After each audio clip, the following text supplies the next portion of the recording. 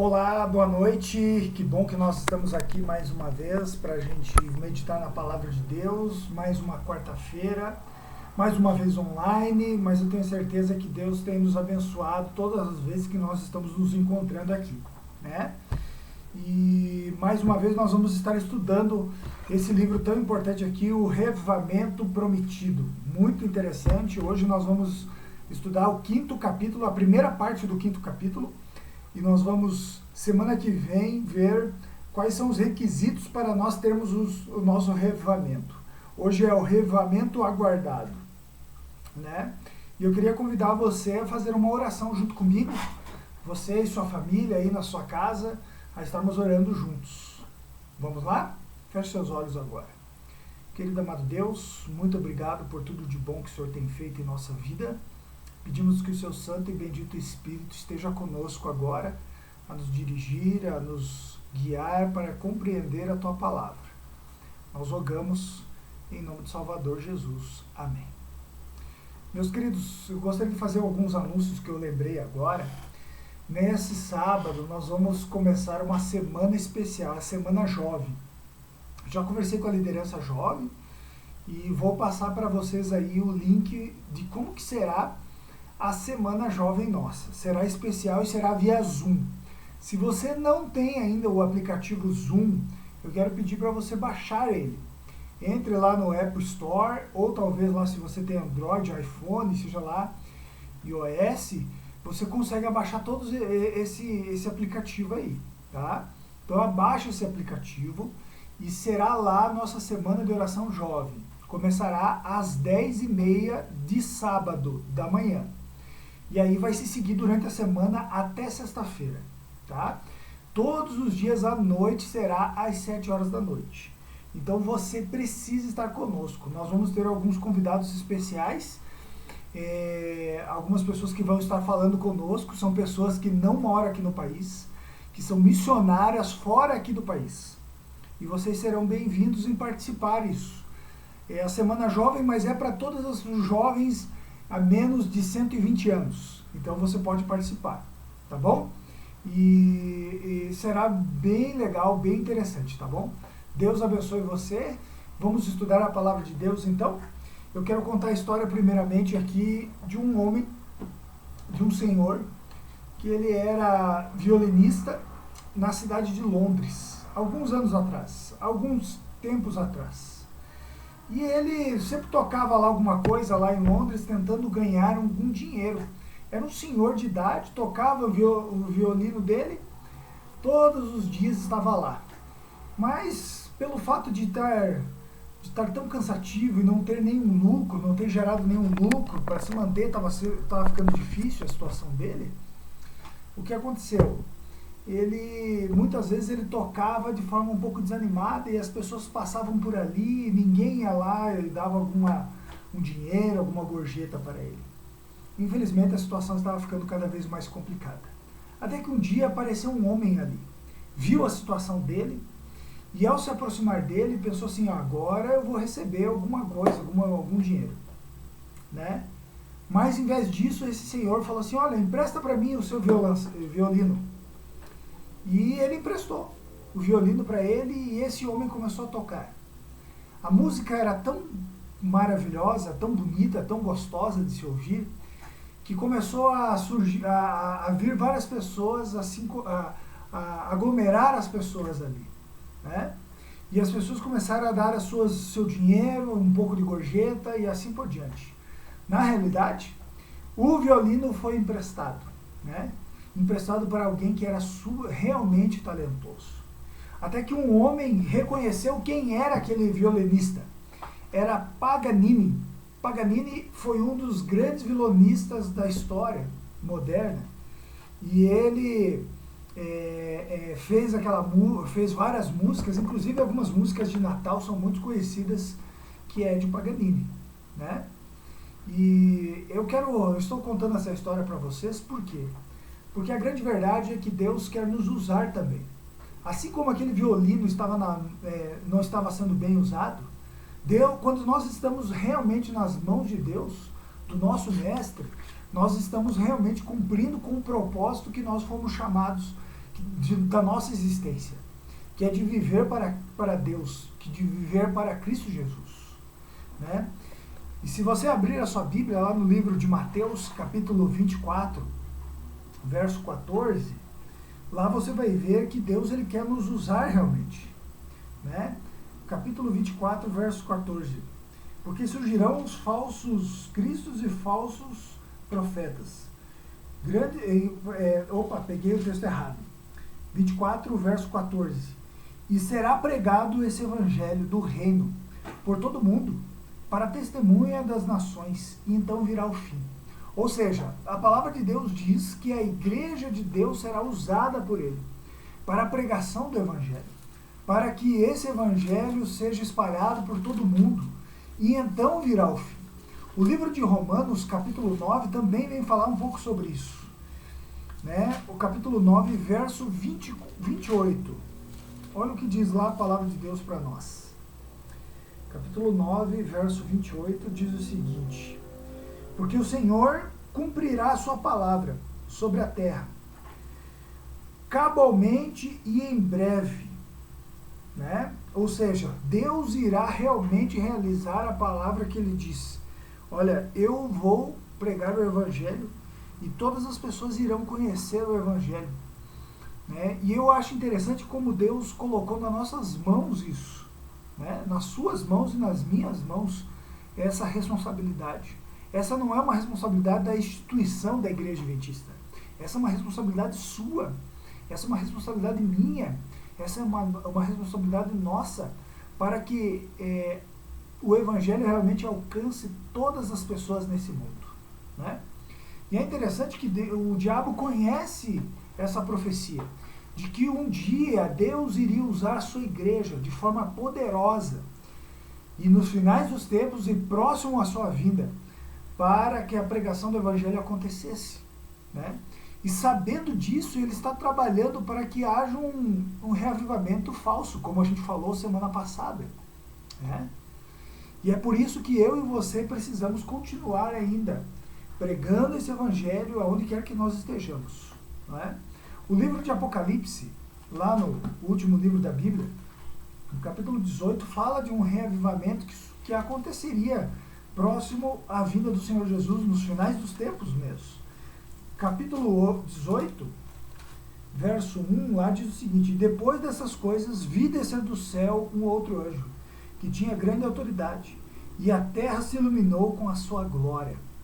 Meus queridos, a palavra de Deus é clara não só nesses textos, mas em outros, dizendo que nos finais dos tempos ele iria derramar o poder do seu Santo Espírito. E um dos símbolos que a Bíblia diz sobre isso é a chuva, né? E no Antigo Testamento havia dois tipos de chuvas no Antigo Testamento.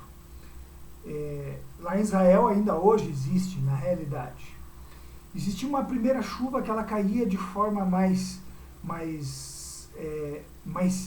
não tão intensa, que chamava chuva temporã. Essa chuva ela servia para que a semente que foi plantada germinasse e crescesse, né? Quando nós estudamos a palavra de Deus, nós entendemos que há uma profecia aí. E depois da chuva temporã viria a chuva serôdia, próximo à colheita. Uma chuva mais torrencial, mais forte, né? E quando nós vamos à palavra de Deus, nós entendemos que essa chuva temporã já aconteceu no Pentecostes. Agora nós estamos mais próximo da chuva serôdia, que é uma chuva mais forte, mais verdadeira. E agora pense comigo, se a temporã caiu no Pentecostes e 3.000 pessoas foram batizadas, o que será quando essa chuva serôdia acontecer? Né? Como que será? 3.000 pessoas? Nossa! Quando nós vamos batizar pelo menos, mais ou menos 6 pessoas numa igreja, a gente já fica assim, nossa, olha que coisa maravilhosa, Deus está nos abençoando. O que será que seria se você vivesse na época de Pedro, dos apóstolos, em que eles pregaram e 3.000 pessoas se batizaram? Não é verdade? Algo magnífico, né? Segundo a palavra de Deus. E a palavra de Deus diz que a chuva serôdia virá. Olha que interessante. Se você abrir a sua Bíblia no livro de Joel, capítulo 2, ali vem falando várias vezes, nos finais dos tempos, que haveria uma chuva serôdia em temporã, né? Isso Joel já estava predizendo já, né? Vamos lá, capítulo 2 de Joel, vamos achar aqui, né? Capítulo 2, verso 23.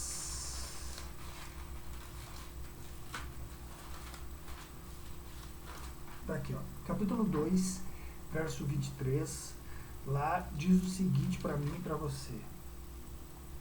Alegrai-vos, pois, filhos de Sião, regozijai-vos no Senhor vosso Deus, porque Ele vos dará a justa medida da chuva, fará descer outrora a chuva temporã e a chuva serôdia.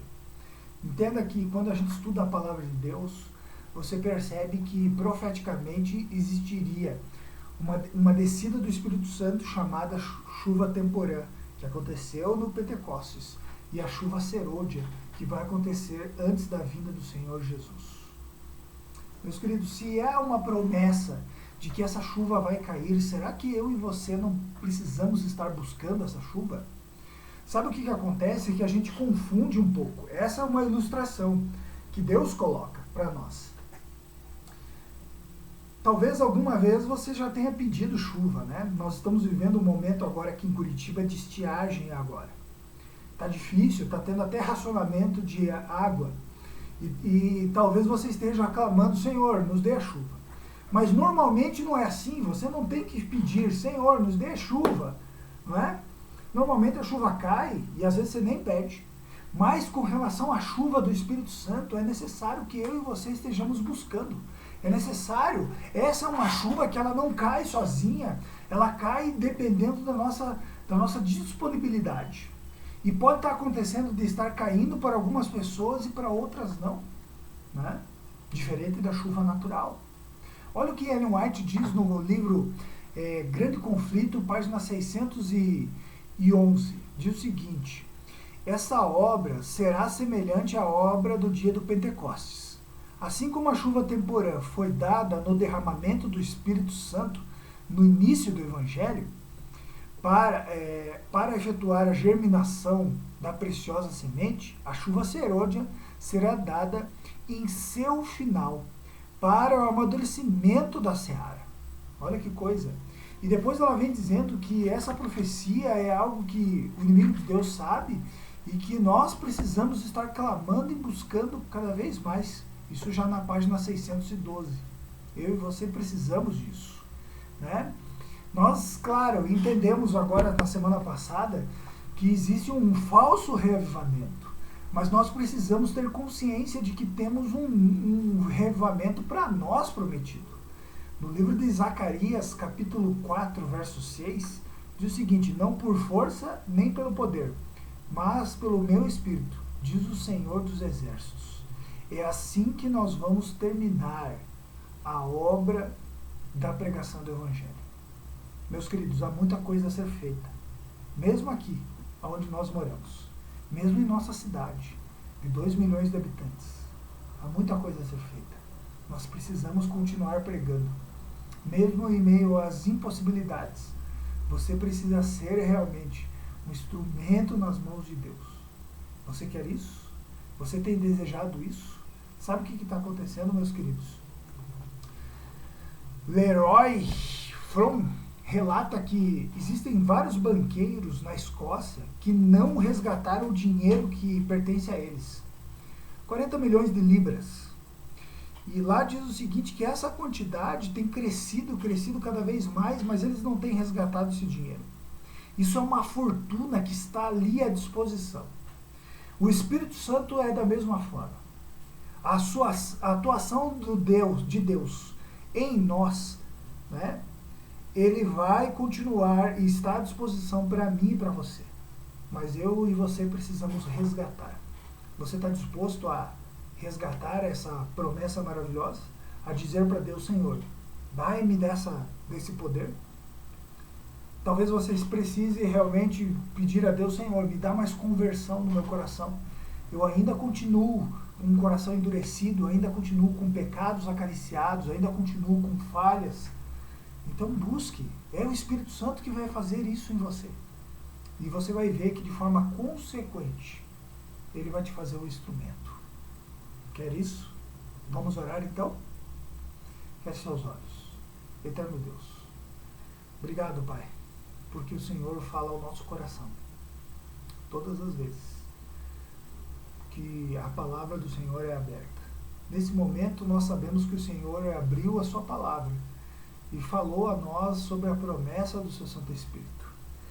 Pai, se há no nosso coração ainda coisas a serem moldadas, continue trabalhando em nosso ser, Pai. Continue agindo, Pai. Não permita, Pai, que as nossas escolhas sejam erradas. Nos ajude a escolher com sabedoria os seus caminhos, Pai. Converta o nosso coração. Renova a nossa vida, Pai. Nós clamamos isso. Em nome do Salvador Jesus. Amém. Deus abençoe a todos.